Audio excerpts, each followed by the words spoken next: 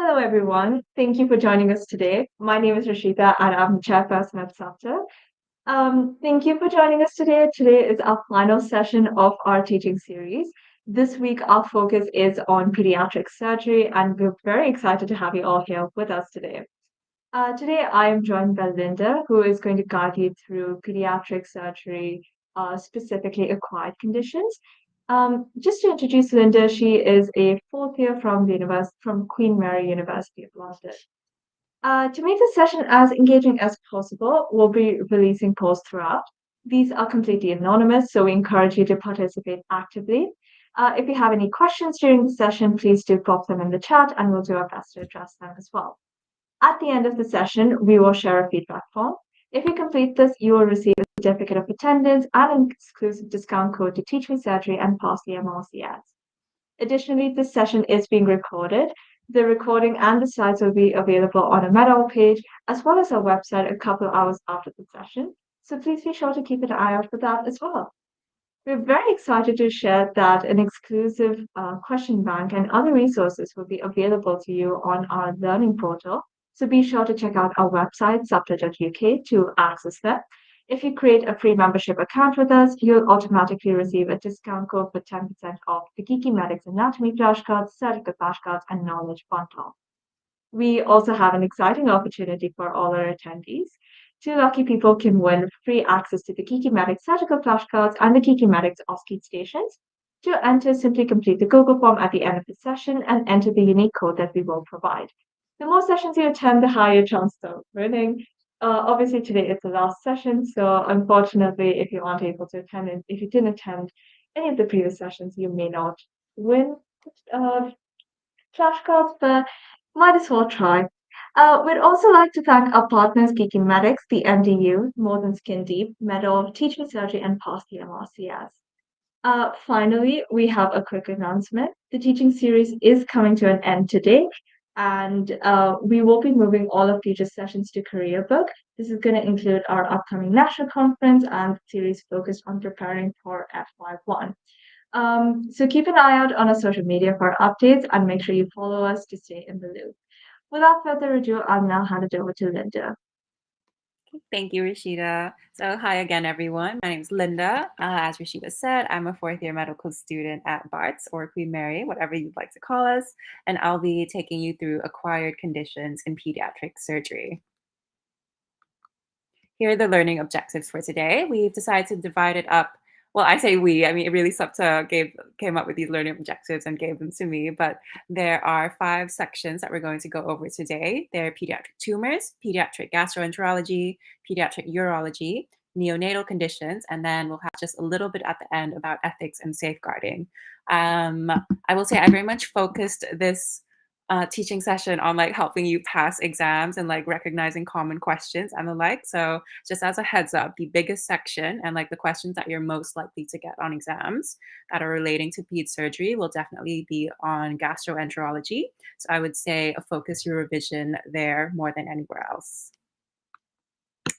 Okay, first up we have pediatric tumors. The first one I'll be taking you through is Wilms tumor. It's one of the most common like childhood malignancies in general, and by far and away the single most common kidney tumor in children.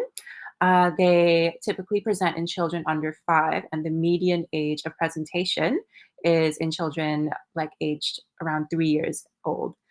When they do present to you, the most classic sign to look out for, both like in clinic and also very much in exams, is a painless abdominal mass. There may be other signs as well, like hematuria, hypertension, fever, constipation may be mentioned as well. But really, the most important thing is the painful abdominal mass.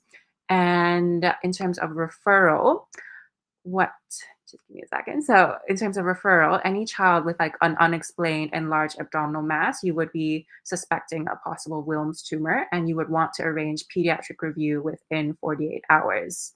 And for investigations, the first line is an ultrasound of the abdomen, first of all, to just confirm the diagnosis and confirm the presence of the Wilms tumor. And then you would move on to CT/MRI for staging. and this would help guide surgical management. You may also want to consider doing a urinary analysis to find things like hematuria or blood tests to test renal function. But these two are they're very supplementary investigations. So in exams, you would if you get a list of SVA answers and it asks you what the first line is, it's going to be on the ultrasound of the abdomen. For surgical um, management of the tumor in general, like the beautiful thing about surgery is that it's quite simple-minded. If there's a tumor, there's an obstruction, just get rid of it. If there's stenosis, open it up. So in this case, it's the mainstay of treatment is radical nephrectomy, which is like a complete removal of the kidney. Obviously, that's not amazing for quality of life, and we want to preserve as much as possible. So in cases where it's deemed feasible, then nephron-sparing surgery may be considered as well. And depending on just how advanced the cancer is, then adjuvant chemo or radiotherapy may be considered pre/post surgery as well. Also, I don't have it on the slide here, but just a quick note on other conditions that Wilms is associated with. The biggest association is with a syndrome called Beckwith-Wiedemann. It also, Wilms also appears as part of what's called WAGR syndrome. So this stands for, W for Wilms, A for aniridia, G for genitourinary malformations, and R, quite terribly, but it stands for mental retardation, and that forms the WAGR syndrome. Okay, and the next one we have for you is rhabdomyosarcoma. This is a highly aggressive form of cancer that develops from the mesenchymal cells that have failed to fully differentiate into myocytes of skeletal muscle. It's the most common malignant soft tissue tumor in children, and there are two peaks of occurrence. The first occurring in children aged between 2 to 6, and the second peak occurs in children aged between 5 to 19. For presentation, you'll usually just see swelling or mass at the tumor site, and this may be accompanied by pain or obstruction. Just because of the nature of what it is, it's a soft tissue tumor, so it can kind of just appear anywhere in the body, really. But the most common sites are parameningeal, as well as those in and around the genitourinary system. For risk factors, there aren't really any clear or obvious risk factors, but it has been noted that there are higher rates among those with other inherited conditions like Li-Fraumeni's, Beckwith-Wiedemann, as well as neurofibromatosis. Investigations, quite straightforward for a tumor. You just do a biopsy to confirm the diagnosis, and again, a CT or MRI to help guide staging, to do staging to help guide management. Management is, of course, going to be via surgical resection. In really severe cases, you may want to consider just total limb amputation, but the vast majority of surgeries are limb sparing. And once again, based on how advanced the cancer is, you may want to consider chemo and or radiotherapy as an adjuvant. Okay, and this brings us to our first poll question, which Rashida is going to release. And I'll just read it out for you guys and then give you about 10 seconds to pop your answers in. So the question is on Wilms tumor associations. A 3-year-old child is diagnosed with Wilms tumor. Which of the following conditions is most commonly associated with this type of tumor? Is it A, Down syndrome, B, Beckwith-Wiedemann syndrome, C, neurofibromatosis type 1, D, Li-Fraumeni syndrome, or E, Turner syndrome?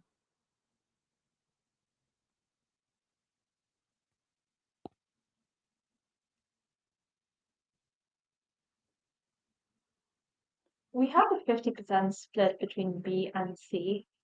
Okay, well done. So the answer is B, Beckwith-Wiedemann syndrome.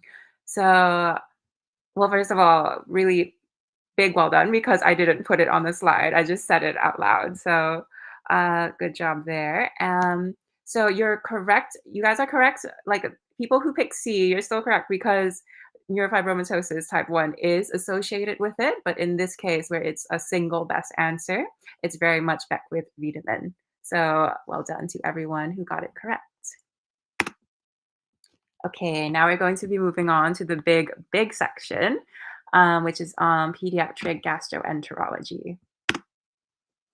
Okay, the first thing I have for you guys is omphalocele and gastroschisis.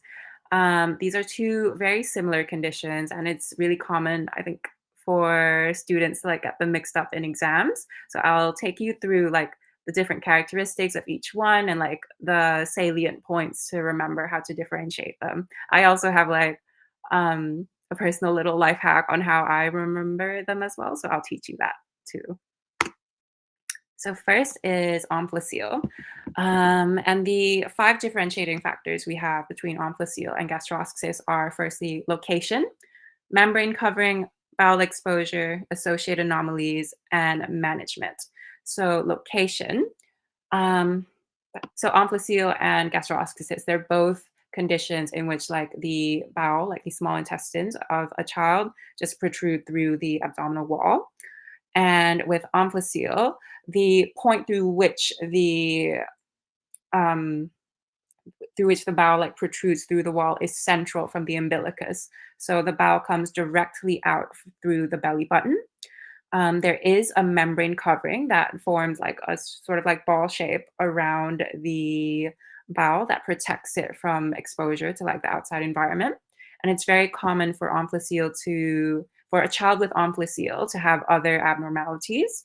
This can be cardiac abnormalities, chromosomal or otherwise.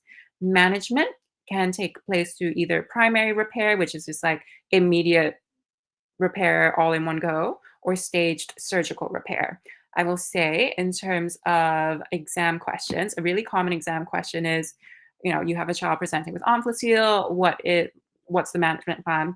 The answer is generally always going to be staged surgical repair over the course of 6 to 12 months. Usually it'll just be over the course of 6 months. Next is gastroschisis. So location, it's lateral to the umbilicus. Gastroschisis does not, so in gastroschisis, the bowel does not protrude through the belly button, but like from the surrounding areas. And the main difference is that there is no membrane covering. So the bowel is just exposed to the outside environment. It's also very rare for it to be associated with any other anomalies. So usually it'll just be gastroschisis that the child is affected by. So no like cardiac or chromosomal anomalies. And management is also through primary or staged surgical repair.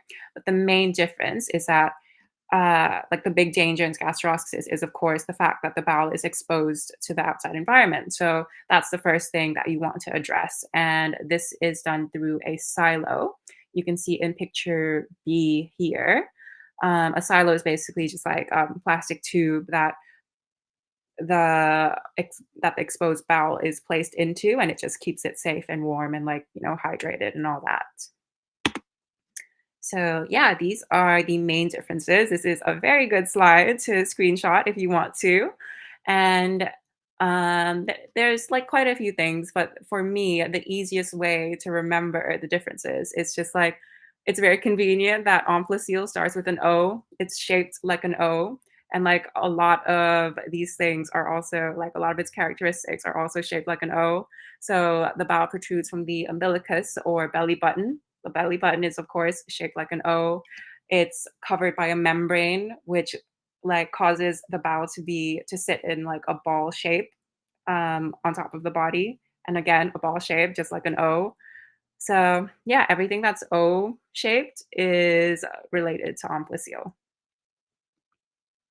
Okay, poll question 2. Again, I'll read it out and give you like 10 seconds to answer. So you're the SHO on call and the consultant you're working with has been asked to review a concerning 20-week anomaly scan. The scan has demonstrated some of the abdominal contents of the fetus are not located within the abdominal cavity. What abnormality is indicated? So there's just 2 options. So you have a 50-50 chance.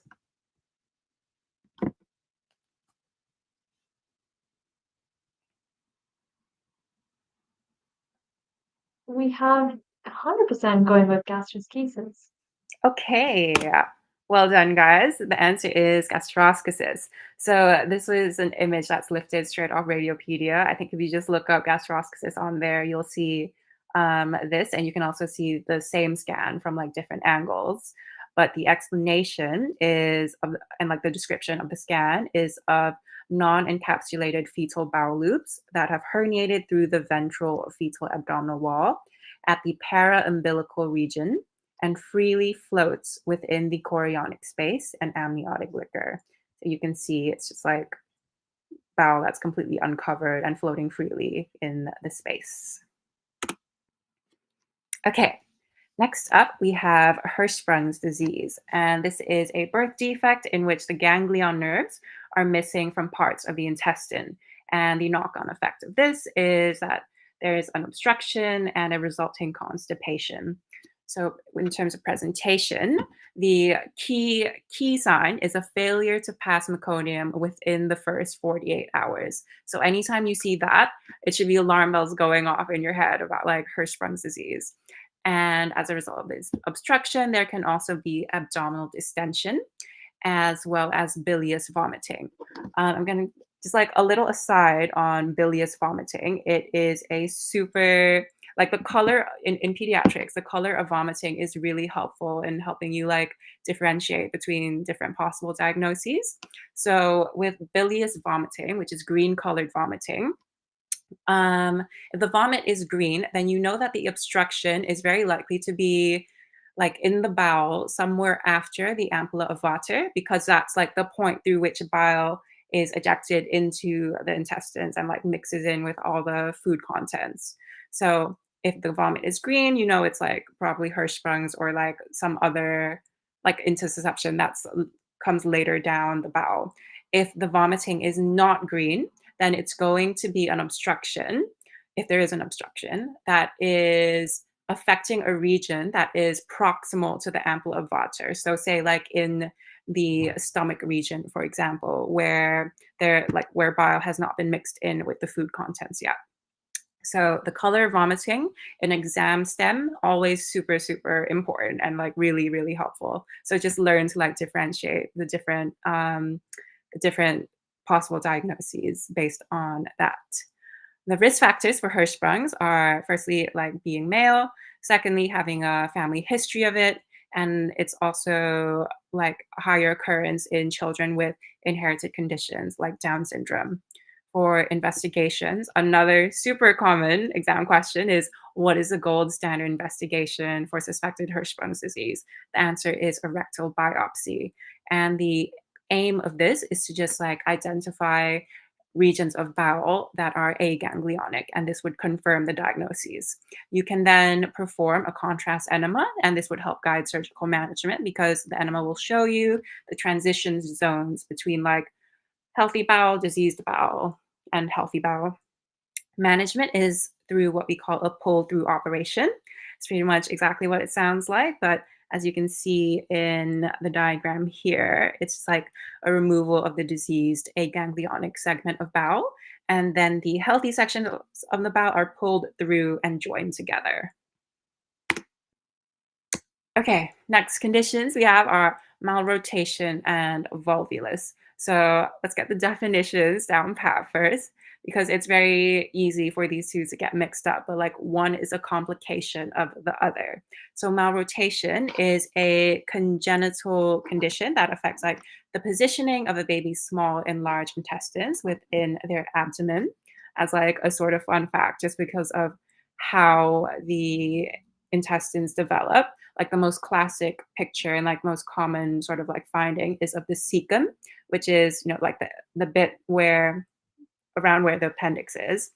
So the cecum is confined to the right upper quadrant instead of where it should be in the lower in the right lower quadrant. So that's like the most common way that the intestines will malrotate. And volvulus is a consequence and a complication of malrotation. So it's an abnormal twisting of the intestines that compromises blood supply to sections of the bowel. And volvulus is like a potentially life-threatening complication. The main risk factor is prematurity. So, because as you can imagine, if the child doesn't have enough time to mature in the womb, then the bowel is going to be all mixed up. But with presentation, you would expect to see things like bilious vomiting, abdominal distension, very severe abdominal colic pain. So anything that can cause um, an obstruction to blood supply, such as volvulus, will cause like very severe pain. And during the episodes of pain, you may see the child like drawing their legs up and crying, and they may also present with rectal bleeding. And if you're suspecting malrotation, the like first line investigation is an abdominal X-ray. So in the one I have on the slide here, the most like the biggest findings are like the distended and air-filled stomach, as well as like the first part of the duodenum, and that's because as you can imagine, if like there's volvulus, then there's like a twisting and the air just gets trapped in like the proximal regions and it doesn't go anywhere. So that's why you have this distended appearance. You can also perform like an upper GI contrast study to again just like more clearly visualize the obstruction, and this will help guide surgical management. And the procedure that is classically performed is called Ladd's procedure, diagram of which you can see here. It just involves like a detorsion and resection of a necrotic bowel if needed. So we have these like adhesions or just like these unnatural bands that are connecting the bowel to the wrong area, and they're called Ladd's bands. The surgeon would just cut through these bands manually, rotate and untwist the bowels. They may also remove the appendix, just like, why not? It's like prophylactic for, appendicitis later down the line. And then they are closed up again. But I think it is important to note that even after the procedure, it still is absolutely possible for like malrotation to recur again and volvulus to occur again. Okay, next is intussusception, which is like a potentially life-threatening condition in which one segment of the bowel telescopes into an adjacent segment, and this causes bowel obstruction and can also compromise blood flow. So what I mean by telescoping is, as you can see in this diagram here, so one part of the bowel has just like fallen inside another part of the bowel. And intussusception is the most common cause of intestinal obstruction in infants and young children, particularly in those aged between 6 months and 3 years old.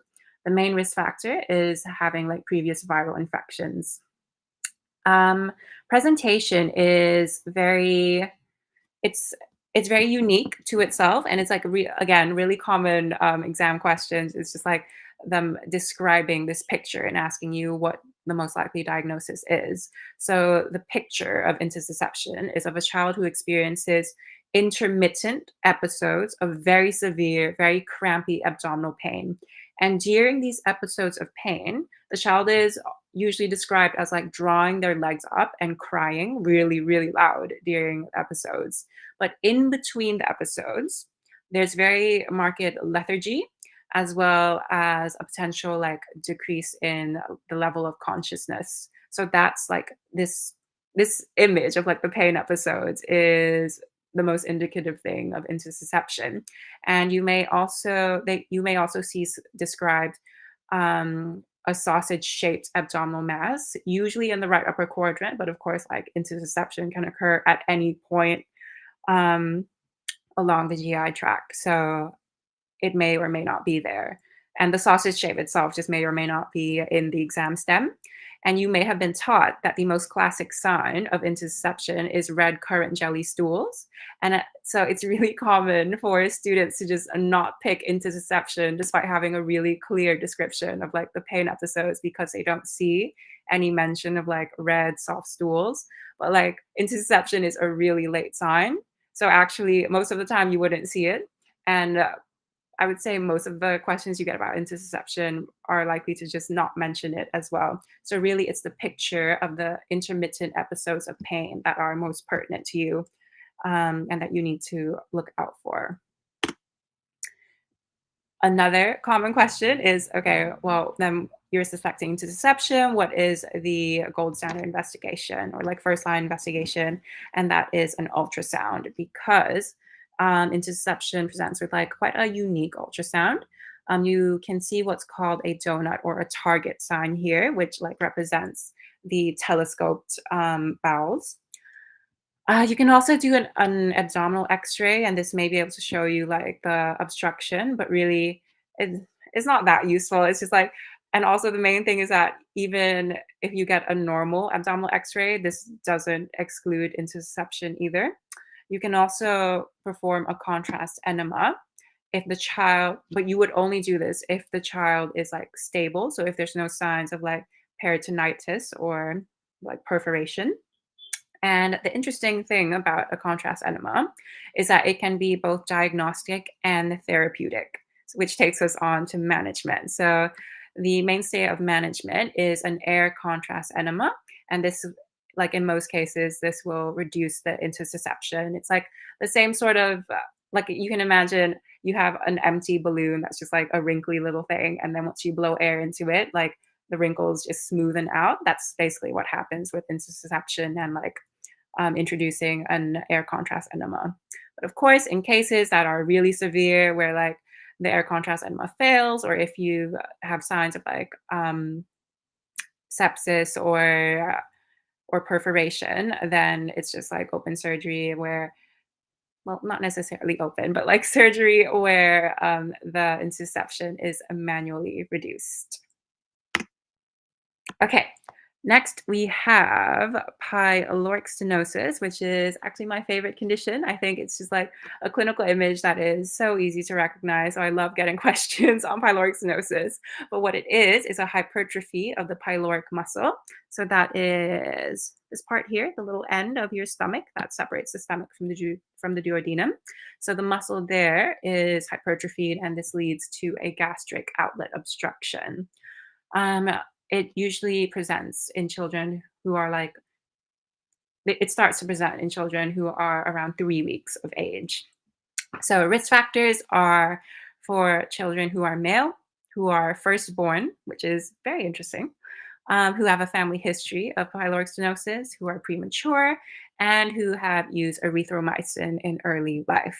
So presentation is very specific to itself. So the main thing that you'll be looking out for is non-bilious projectile vomiting. So it's the projectile vomiting that is most like, as soon as you see that, or you see a description of like profuse vomiting or like fountain-like vomiting or forceful vomiting, then immediately you want to think about pyloric stenosis. And as a result of all the vomiting, the child may present with weight loss as well as signs of dehydration. And in some cases, you may also feel like a small little olive-like mass in the abdomen, and that's usually just like where the stenosis is. And investigations, pyloric stenosis is usually a clinical diagnosis because, like I said, it's a presentation that is so specific to itself. But of course, like guidelines may vary according to the trust. You may want to do other little investigations to help you, better support the child. So like, because of all the vomiting, you may want to do a blood gas to identify metabolic alkalosis, hypokalemia, hypochloremia. You may want to do an ultrasound to help guide surgical management, and you can identify like the pyloric thickness, usually over 3 millimeters, the pyloric length, over like 15 to 17 millimeters.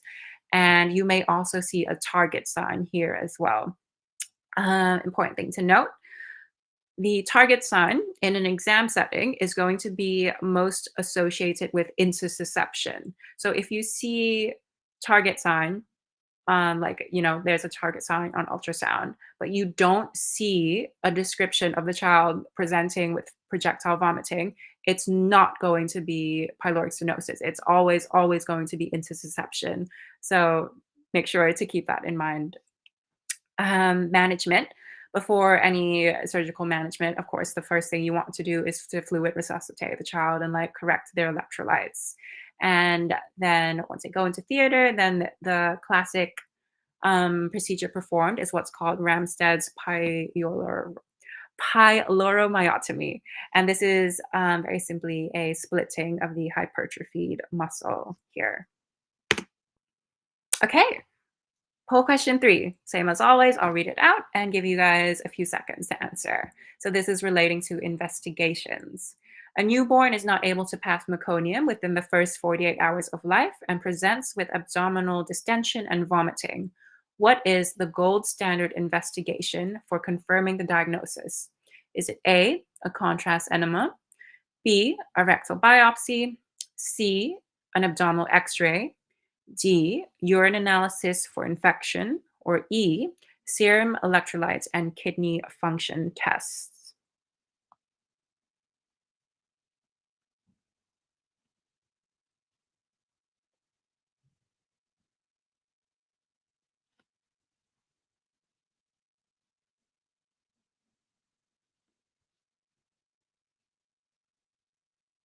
We have 75% going with B and 25 going with C.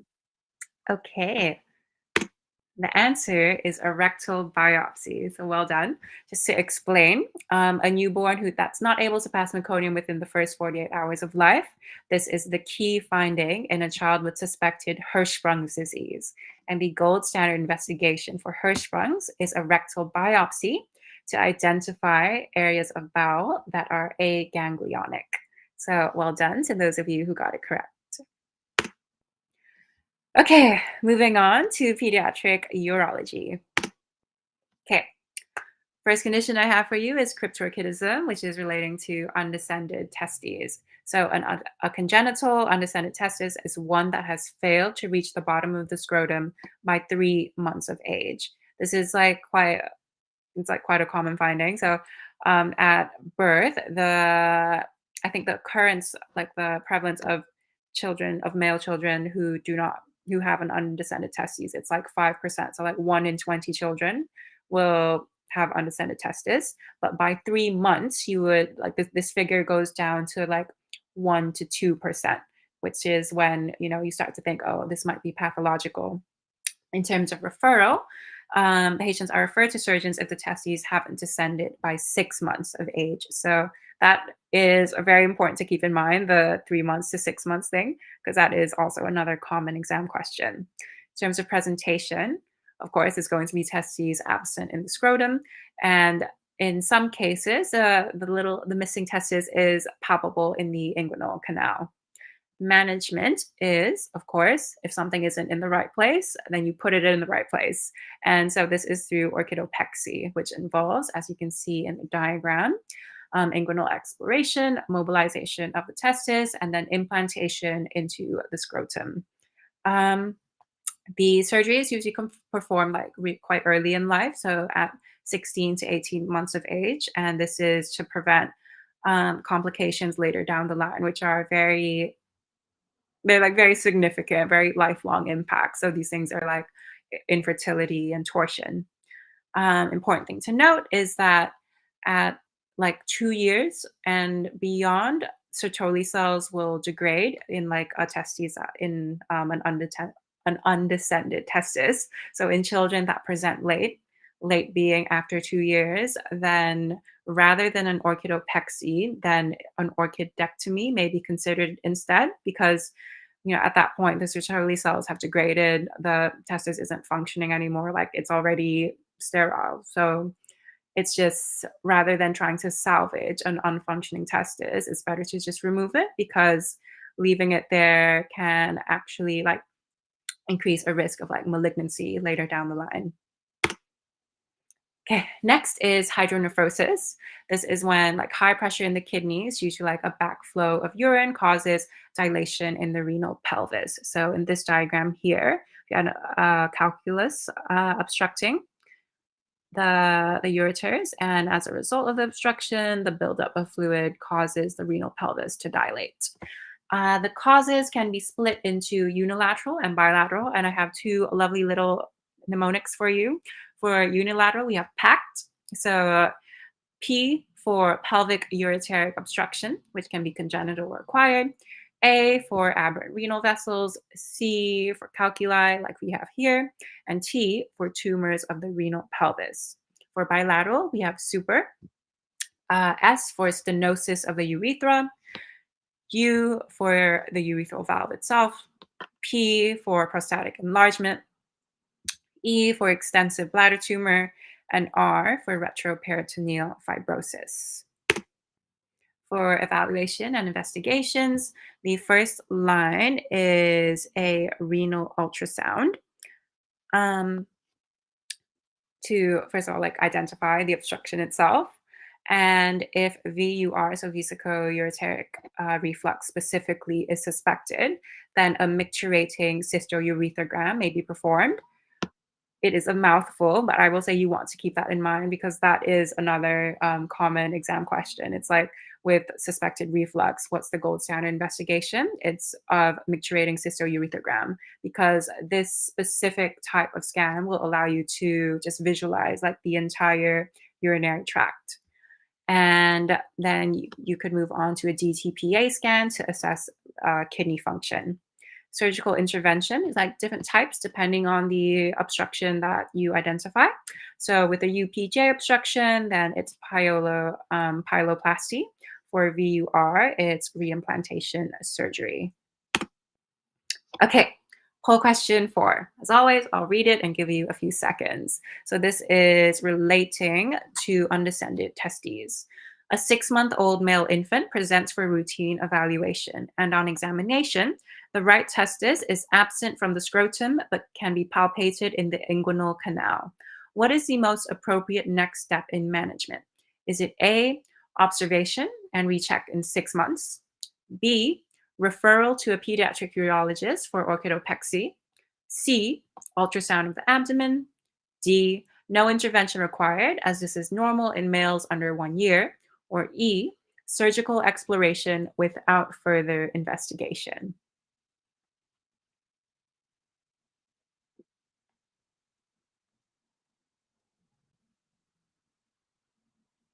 We have a 50% split between B and D.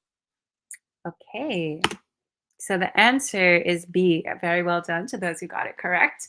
And the explanation is that in children, like, it's like 1 in 20 children will have 1 in 20 male children will have an undescended testis, and this is quite normal, like at birth. But then by 3 months, you expect this number to go down to 1 in 100 children, in which it comes like a pathological finding. And then if this isn't corrected by 6 months of age, then you would refer to urology for consideration of orchidopexy. And this is to prevent later like lifelong complications such as infertility. So I will say it is very important to remember the 6-month referral thing because it's a very common exam question. So again, well done to those of you who got it correct. Okay, we are nearing the end now. Now we'll be looking at neonatal conditions. The first of these is necrotizing enterocolitis, or NEC. So this is an intestinal disease that affects premature or very low birth weight infants. It's one of the leading causes of death among premature infants. So initial symptoms can include things like feeding intolerance, abdominal distension, and bloody stools, which can very quickly progress to abdominal discoloration, perforation, and peritonitis. And the thing about NEC is that because of like with anything that can necrose in the body, this can result in systemic symptoms like fever and lethargy, just because of the risk of sepsis involved. With recognition investigations, the main thing that you want to do is an abdominal X-ray. And on the next slide, I go a lot deeper into this and like with how to recognize it, because a very common exam question with NEC is that they'll just throw up an abdominal X-ray for you to look at and expect you to, recognize that it is NEC. And NEC has a lot of different signs that can indicate that it is NEC. So very worth having a look at that. And as I said, the clinical signs of sepsis would also point to NEC. Management is Mainly, it's like just quite supportive. It's like withholding oral feeds, prescribing broad spectrum antibiotics. But in very severe cases, then you want to refer for surgery for like in cases of perforation or necrosis. Okay, so this is the X-ray. Like I said, you can see a lot of bullet points because there's a lot of different signs that NEC can present with because obviously it's such a massive diagnosis affecting such a large area of the body. But you may see dilated bowel loops. These are usually asymmetrical in distribution. You may see edema in the bowel wall. You may see intramural gas. You may see gas in like the portal system. You may see pneumoperitoneum that results from like perforation. You may see what's called Wriggler's sign, which is air that is both inside and outside of the bowel wall. You may see what's called Silver's sign, which is air outlining the falciform ligament. And you may see the football sign, which is when the abdominal cavity is just totally outlined by air. Okay, last condition that we have for today is intraventricular hemorrhage. So it's a hemorrhage that occurs into the ventricular system of the brain. It's like in adult surgical practice, it's relatively rare and it's usually associated with severe head injuries when it happens in adults. In premature neonates, it can just occur spontaneously, and the blood can like clot and occlude CSF flow, and hydrocephalus will occur as a result. In neonatal practice, like the vast majority of intraventricular hemorrhages occurs in the first 72 hours of life. And the etiology isn't really that well understood, but as you imagine, it's probably related to just like, in a premature baby, to just the fragility of, the blood vessels in that region.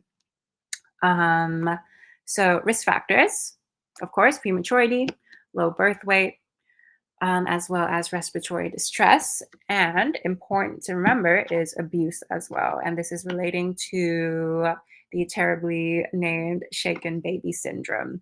And shaken baby syndrome has a triad that you would be expected to remember. So that's in this diagram here. The triad consists of retinal hemorrhage, brain swelling, and subdural hematoma. Definitely worth remembering this triad because it's very, again, another common exam question is one where they'll tell you two of the triad and ask you what third sign or like third finding would confirm the most suspected diagnosis. The diagnosis, of course, being shaken baby syndrome. So they could give you brain swelling and subdural hematoma, and the answer would be retinal hemorrhaging. So any combination of like this of the triad. So with presentation, it can be like sudden deterioration, like very, very sudden deterioration, and signs of like poor feeding, lethargy, as well as a bulging fontanelle.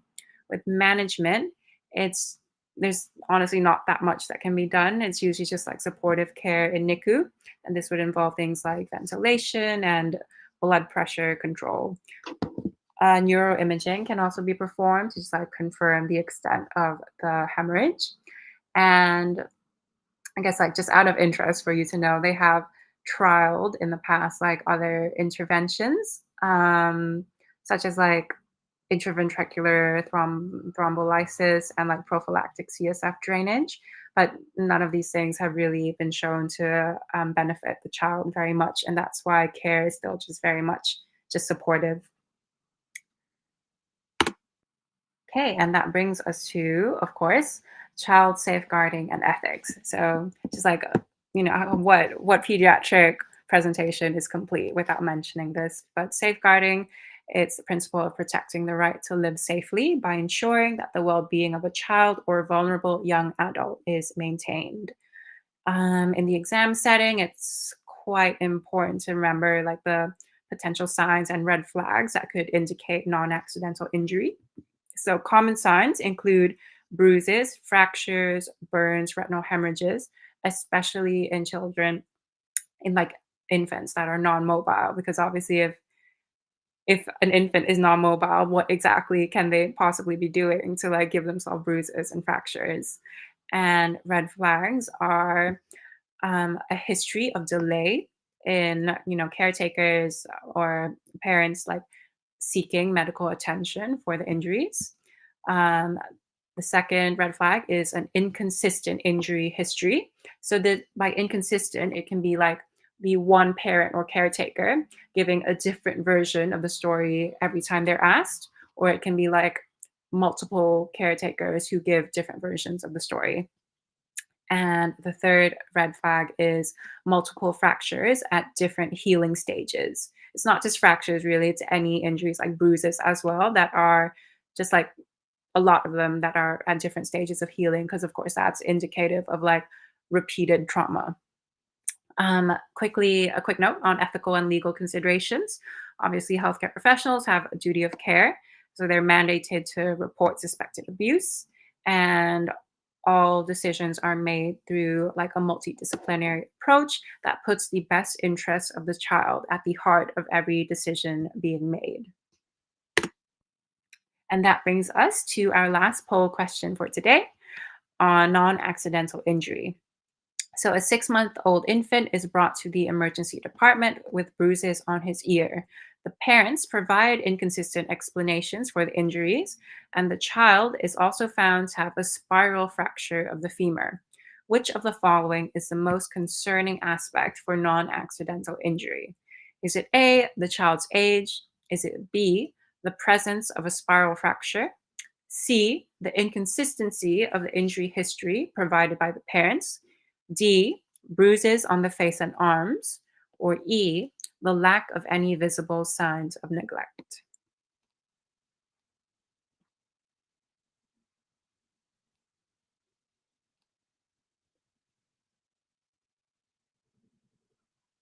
Have 100% going with C. Okay, well done. Um, Ending on a good note being that you all got it correct, not the answer itself. But yes, the answer is the inconsistency of the injury history provided by the parents. The other answers are, of course, concerning as well. I do think it's worth remembering that, like, a spiral fracture in a child is like, it's just like alarm bells going off. That's a very unusual sort of injury for a child to have. And one sort of like note, I guess, just to remember, just like out of interest, I forgot to mention before, is that parents who are abusing their children are much more likely to take their child to A&E instead of their GP. And the thinking behind this is that if they repeatedly present to A&E, then they're much more likely to see doctors, nurses, just like professional healthcare staff, like different staff each time. And they think that they'll be a lot less likely to be questioned. So again, like a repeat presentation to A&E is another red flag for non-accidental injury. But yeah, that's everything I had for you guys today. Here is the quick summary slide, maybe worth screenshotting. And yeah, that's everything from me. If you have any questions, just put them in the chat and Rishita can ask them to me because I can't see the chat at the moment. Thank you, Linda. That was amazing. And I hope all of you found this very helpful, as I did as well. If, as Linda mentioned, if you have any questions, do put them in the chat and I will read them out to her. In the meantime, I'm just going to cover a couple of final bits for all of you. So I have just released the feedback form in the chat. If you are able to complete this, then you will be able to receive your attendance certificates and also discount codes to Teach Me Surgery and pass the MRCS. I have also sent a Google form in the chat right now. If you are able to complete this, you will be able to win. You will be able to enter yourself for a chance to win free access to the Kiki Medic surgical flashcards and their OSCE stations. The links for all of this should hopefully still be in the chat for all of you. This was our final session in this series. So thank you so much for sticking with us for the past 14 weeks. It's been an absolute pleasure for having you all on this journey. While this series is coming to an end, we have an upcoming series focused on preparing for F1. More details on this will be available on our social media this week, so be sure to follow us on there and stay updated on that and also other opportunities that we may have. The links to all of our social media is also available in the chat. We'll be posting additional SBAs on our social media and for additional practice. So keep an eye out for that.